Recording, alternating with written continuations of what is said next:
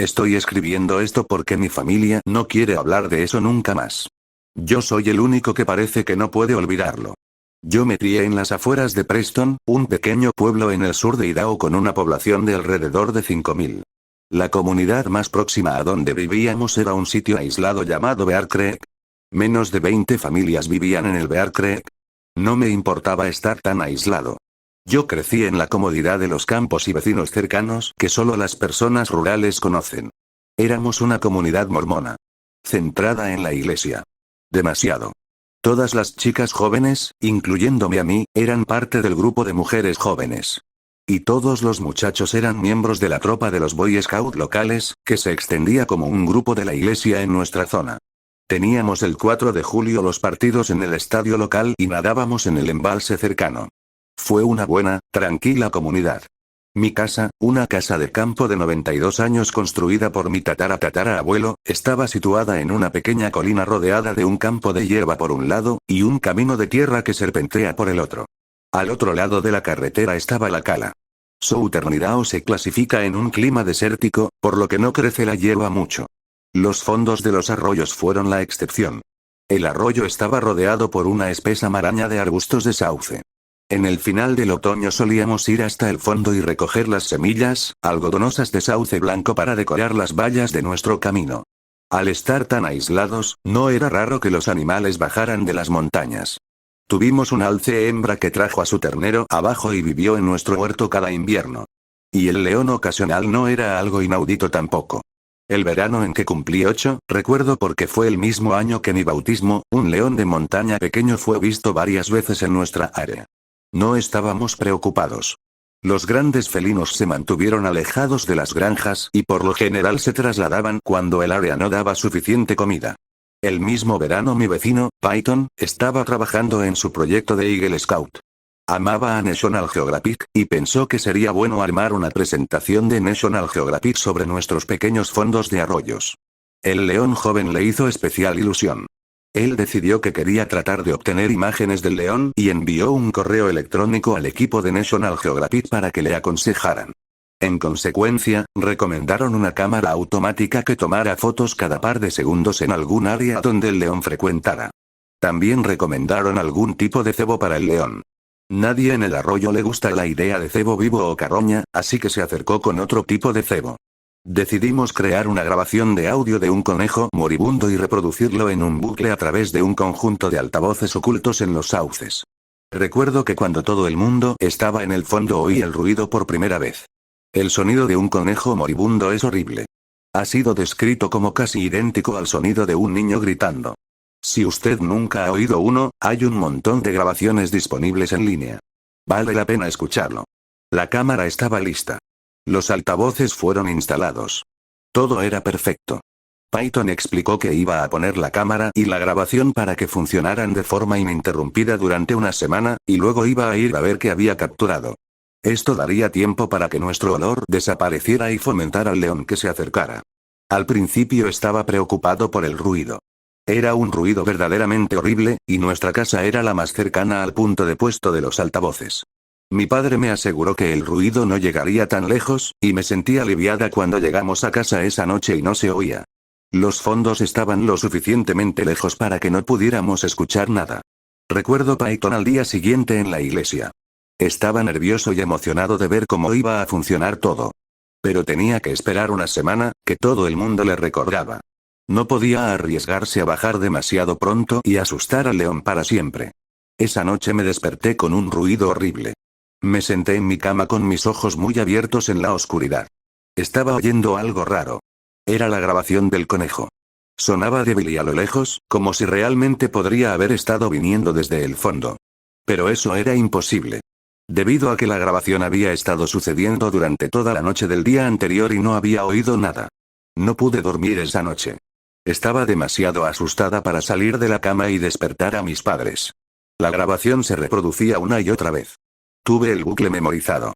En la mañana me encontré a la familia en la cocina para el desayuno. Mi mamá y mi papá estaban sentados a la mesa de la cocina. Ellos también tenían anillos oscuros bajo sus ojos. Yo no había sido la única que lo había escuchado. Mamá estaba convencida de que el equipo debía haberse roto. Ella quería ir abajo hasta el fondo para comprobar que funcionaba. Papá se negó. Él era un hombre amable, gentil y no quería despertar ningún drama innecesario. Estaba seguro de que había habido un fuerte viento anoche, y el viento había llevado el ruido más allá de su alcance natural. Él nos dijo que escucháramos. Lo hicimos. Tenía razón, no podíamos oírlo ahora. Nos olvidamos de ello. La noche siguiente, volvió a suceder. Me quedé en la cama con mi espalda contra la pared. Los gritos eran aún más fuertes que antes. Pero esta vez había algo diferente. Era un tono más bajo de lo que recuerdo. Y partes del bucle se desaceleraron, como si la grabación se deformara en algunos lugares. A veces, el bucle no hizo bucle naturalmente, y en su lugar había parones en el audio. Mi mamá no mencionó nada en la mesa del desayuno. Pero ella y mi padre parecían tensos. La tercera noche, reuní el coraje para estar al lado de mi ventana del dormitorio y mirar hacia el patio. Por un momento me puse de pie, clavada en el suelo, con las manos temblando, no importó lo duro que las apretaba. El ruido se deslizó por las rendijas de la ventana. Vi la silueta de los árboles en el patio. Todo estaba bien. Ni siquiera la más ligera brisa agitaba las ramas. Mi mamá anunció que iría a visitar a sus hermanas en la ciudad al día siguiente, y probablemente pasaría la noche allí. Ella me invitó a venir, pero yo era una niña de papá y decidí quedarme en la granja. Tomé el lugar de mamá al lado de papá en su cama esa noche, pero incluso eso no ayudó. No creo que mi papá hubiera dormido bien, porque lo noté extraño esa noche. Empezamos a oír el ruido durante el día también. Estaba dibujando con tiza en la acera cuando ocurrió. Mis hombros se tensaron y los pelos de la nuca se erizaron.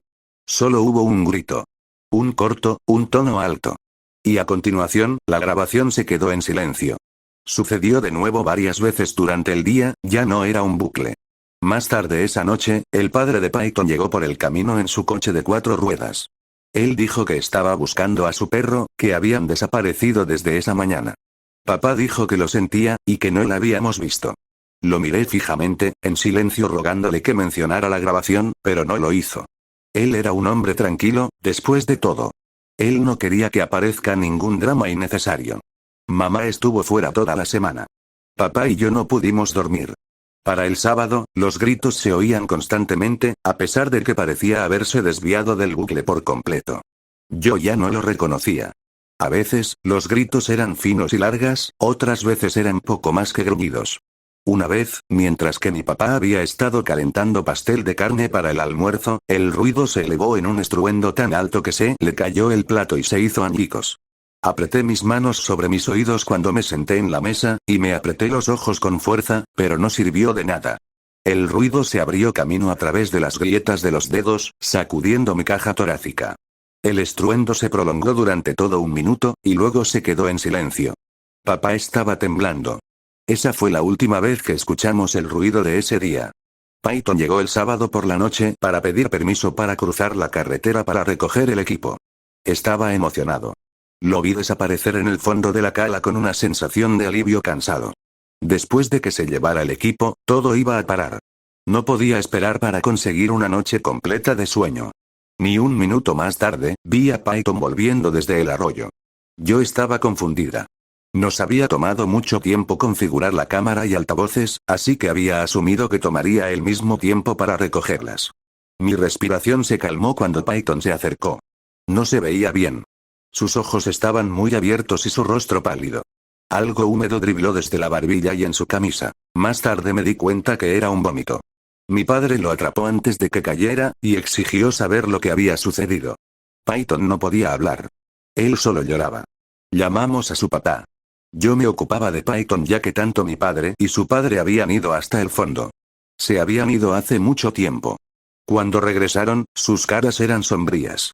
Me di cuenta de que había algo rojo en las manos de mi padre.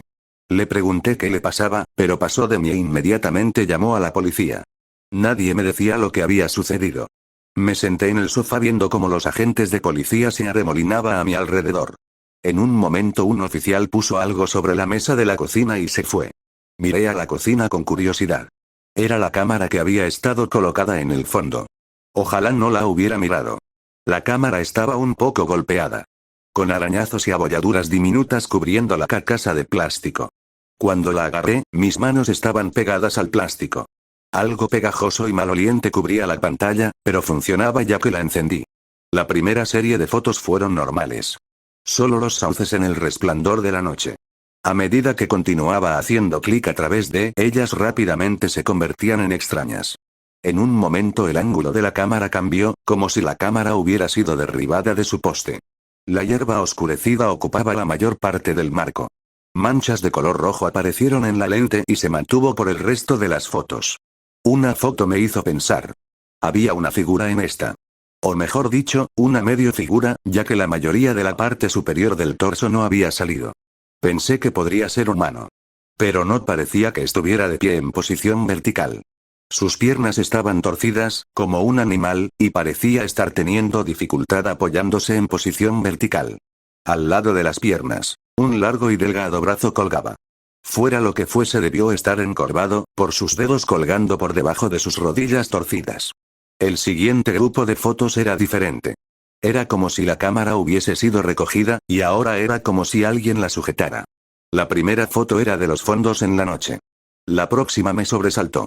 Tuve que mirar muy de cerca antes de decidir lo que era.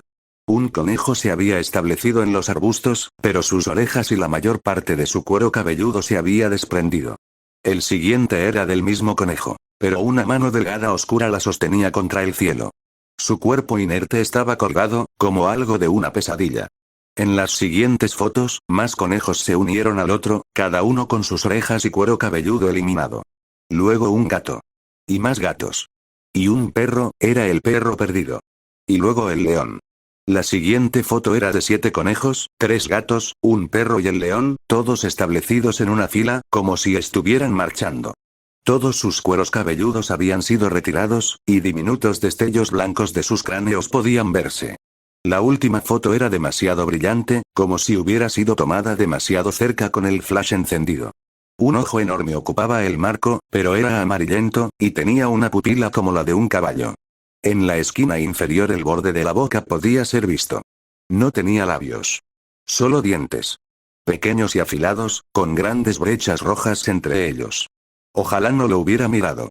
He oído a mi padre hablar con la policía en el exterior. Dijeron que los altavoces habían funcionado mal. La grabación solo había sonado la primera noche.